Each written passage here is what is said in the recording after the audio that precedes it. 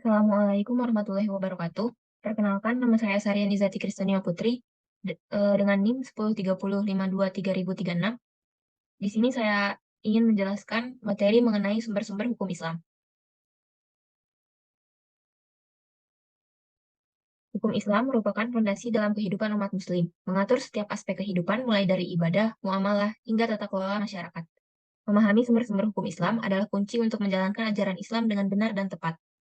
Dalam materi kali ini, kita akan mengenal lebih dekat mengenai sumber hukum Islam yang menjadi pedoman dalam menjalani kehidupan sehari-hari.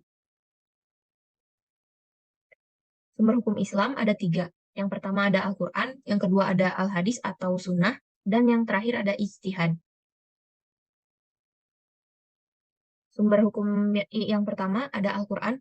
Al-Quran adalah kitab suci umat Islam yang merupakan wahyu langsung dari Allah Subhanahu wa Ta'ala kepada Nabi Muhammad SAW melalui perantara malaikat Jibril. Al-Quran berisi petunjuk moral, hukum, ajaran, serta pedoman bagi umat Islam. Ayat-ayat Al-Quran dianggap memiliki otoritas tertinggi dalam hukum Islam dan dianggap sebagai sumber hukum utama. Kemudian makna Al-Quran. Al-Quran secara bahasa berarti sesuatu yang dibaca. Arti ini mempunyai makna anjuran kepada umat Islam untuk membaca Al-Quran. Kemudian, menurut istilah, Al-Quran adalah firman Allah yang diturunkan kepada Nabi Muhammad SAW. Selanjutnya, peran Al-Quran ada dua. Peran Al-Quran yang pertama adalah peran Al-Quran untuk kehidupan manusia. Sebagai pedoman dalam menjalankan kehidupan, Al-Quran memiliki peran yang cukup beragam bagi kehidupan manusia. Di antaranya, pertama, menjelaskan masalah yang terjadi pada umat sebelumnya. Kedua, penyempurna dari kitab-kitab sebelumnya. Yang ketiga, memantapkan iman Islam. Dan yang terakhir, tuntutan dalam menjalankan kehidupan. Kemudian peran selanjutnya, yaitu peran Al-Quran sebagai sumber ilmu. Al-Quran berperan juga sebagai sumber ilmu seperti yang berikut ini. Yang pertama, ilmu hukum, kemudian ilmu sejarah Islam, yang ketiga ilmu tentang pendidikan agama Islam, selanjutnya ilmu tauhid, dan yang terakhir ilmu hukum. Kemudian fungsi dari Al-Quran. Ada beberapa fungsi dari Al-Quran. Di antaranya adalah yang pertama bukti kebenaran Nabi Muhammad SAW, yang kedua petunjuk bagi segenap manusia, yang ketiga sumber pokok ajaran Islam, dan yang terakhir peringatan dan pelajaran bagi manusia.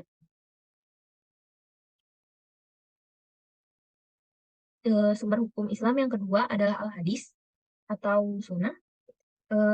Kedudukan hadis sebagai sumber hukum Islam menempati posisi yang kedua setelah Al-Quran. Rasulullah SAW memiliki hak untuk menjelaskan dan juga menafsirkan Al-Quran. Itulah mengapa kedudukan hadis sebagai sumber hukum Islam berada di posisi kedua. Hadis juga merupakan sumber ajaran Islam yang kedudukannya di bawah Al-Quran.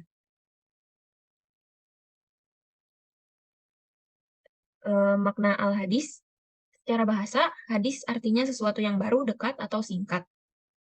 Kemudian secara istilah, hadis adalah hal-hal yang datang dari Rasulullah SAW, baik berupa ucapan, perbuatan, ataupun pengakuan.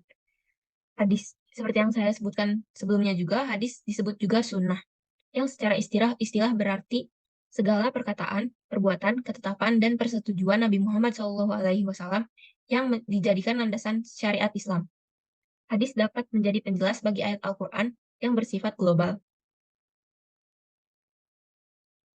Kemudian istilah-istilah dalam hadis, yang pertama, rawi. Rawi adalah informan atau seseorang yang menyampaikan riwayat dari Nabi Muhammad SAW yang terdiri atas sahabat, tabi'in, tabi'in, dan seterusnya. Sifat yang harus dimiliki seorang rawi ialah tidak banyak salah, teliti, bukan pembohong, bukan ahli bid'ah, bukan orang yang ragu-ragu, tidak fasik, kuat hafalannya, dan tidak sering bertentangan dengan para rawi yang kuat. Yang istilah kedua ada sanad. Sanad merupakan silsilah atau kumpulan rawi dari sahabat hingga orang terakhir yang meriwayatkannya. Yang ketiga ada matan. Matan adalah redaksi dari riwayat yang disampaikan oleh masing-masing rawi dari perkataan atau perbuatan Nabi Muhammad SAW. Dan istilah yang terakhir ada mukharij. Mukharij ialah rawi terakhir yang menuliskan riwayat yang ia dapat dalam sebuah catatan atau karya pribadinya. Selanjutnya, tingkatan hadis. Berdasarkan jumlah rawinya, Hadis dibagi menjadi beberapa bagian. Yang pertama hadis mutawatir. Definisi hadis mutawatir menurut bahasa ialah isim fa'il dari at-tawatur, sedangkan menurut istilah ialah hadis yang diriwayatkan oleh rawi yang banyak banyak pada setiap tingkatan sanadnya, yang menurut akal tidak mungkin para perawi tersebut sepakat untuk memasukkan hadis. Kemudian, tingkatan hadis berdasarkan jumlah rawinya yang kedua ada hadis ahad. Pengertian hadis ahad menurut istilah ialah hadis yang tidak sampai pada derajat mutawatir. Kemudian tingkatan hadis selanjutnya ada tingkatan hadis berdasarkan kualitas sanad dan perawinya. Yang pertama ada hadis sahih. Hadis sahih adalah hadis musnad yang bersambung sanadnya. Hukum memakai hadis sahih adalah wajib sebagaimana disepakati oleh ahli hadis dan para fuqaha. Sebab hadis sahih merupakan salah satu sumber hukum syariat sehingga tidak ada alasan untuk mengingkarinya. Tingkatan hadis yang kedua ada hadis hasan. Ibnu Isa At-Tirmidzi mengartikan hadis hasan sebagai hadis yang dalam sanadnya terdapat orang yang tertuduh bohong. Hadisnya tidak janggal, serta diriwayatkan tidak hanya dalam satu jalur rawian. Tingkatan hadis yang terakhir ada hadis doif. Hadis doif adalah sabda Rasulullah yang tidak memenuhi syarat diterimanya suatu hadis dikarenakan hilangnya salah satu dari beberapa syarat yang ada.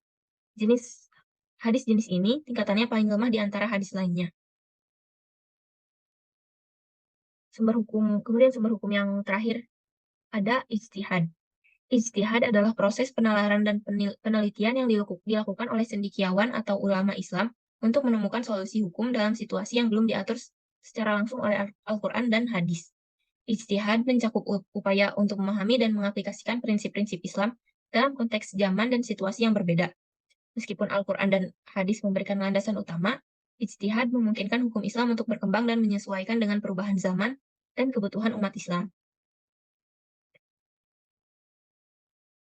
Kemudian bentuk-bentuk dan metodologi ijtihad. Yang pertama ada ijma. Ijma merupakan kesepakatan seluruh mujtahid di suatu masa setelah Rasulullah SAW wafat dan berkaitan dengan hukum syara' yang tidak terdapat dalam Al-Quran dan hadis. Adapun contoh ijma adalah ijma sahabat, yaitu ijma yang dilakukan oleh sahabat Rasulullah SAW. Yang kedua ada kias. Kias merupakan hukum tentang suatu peristiwa yang ditetapkan dengan cara membandingkannya dengan hukum peristiwa lain yang sudah ditetapkan sesuai nas. Contohnya adalah mengkiaskan pembunuhan yang menggunakan alat berat dengan pembunuhan menggunakan senjata tajam. Selanjutnya ada istisan. Istisan merupakan berpindahnya mujtahid dari suatu ketentuan hukum ke hukum lainnya karena terdapat dalil yang menuntutnya. Contohnya adalah wasiat. Meskipun secara kias tidak diperbolehkan, namun terdapat dalam Al-Quran, maka wasiat diperbolehkan. Selanjutnya, maslahah mursalah. Maslahah mursalah merupakan hukum yang didasarkan pada kemaslahatan yang lebih besar dibandingkan mengesampingkan kemudorotan karena tidak ada dalil yang menganjurkan maupun melarangnya. Contohnya adalah membuat akta nikah, akta kelahiran, dan sebagainya. Kemudian bentuk-bentuk dan metodologi ijtihad yang selanjutnya ada istisab, merupakan metode yang dilakukan dengan menetapkan hukum yang sudah ada sebelumnya sampai ada dalil yang merubahnya. Contohnya adalah setiap makanan boleh dikonsumsi sehingga ada dalil yang mengharamkannya. Eh, Selanjutnya ada urf. Urf merupakan suatu perkataan yang sudah dikenal oleh masyarakat dan dilakukan turun-menurun. Contohnya adalah halal bihalal yang dilakukan saat hari raya. Eh, Selanjutnya ada sadu zariyah. Sadu zariyah merupakan suatu yang secara lahiriah boleh, tetapi bisa mengarah ke maksiatan. Contohnya bermain kuis yang mengarah ke perjudian. Kemudian kita telah sampai kepada bagian kesimpulan. Kesimpulan dari materi ini adalah sumber-sumber hukum Islam adalah segala sesuatu yang melahirkan ketentuan hukum yang mengatur umat Islam. Telah disepakati secara jelas bahwa Al-Quran adalah sumber hukum utama bagi umat Islam, berikutnya Al-Hadis atau Sunnah, dan Ijtihad atau Ijma. Sebagai seorang khalifah di muka bumi, umat Islam diwajibkan mengamalkan perintah yang terkandung dalam dua sumber hukum Islam yang utama, yakni Al-Quran dan hadis, apabila di dalam keduanya belum ditemukan secara jelas tentang masalah terbaru, maka Al-Quran dan hadis itu sendiri yang memerintahkan para ulama untuk mencurahkan pemikirannya dalam menetapkan hukum, dan hasil kesepakatannya dinamai ijtihad. Dengan demikian, ijtihad dapat dijadikan sebagai sumber hukum Islam yang ketiga. Kita sebagai umat Islam sangat berharap adanya kesatuan pendapat dan persatuan seagama yang kuat bagi seluruh umat Islam di dunia ini, sehingga hukum Islam dapat dijalankan merata di bumi Allah ini. Karena diyakini bahwa hanya berdasarkan sumber hukum Islam sajalah peradaban umat di dunia ini akan baik, sempurna, dan mendatangkan kesejahteraan yang berwibawa. Sebaliknya, apabila hukum Islam yang ditetapkan, selain hukum Islam yang ditetapkan, maka kekeringan religius akan membawa kepada peradaban yang rusak dan membawa umat pada kehancuran. Mungkin cukup sekian dari saya. Mohon maaf bila ada kesalahan atau kekurangan dalam penyampaian materi kali ini. Terima kasih. Wassalamualaikum warahmatullahi wabarakatuh.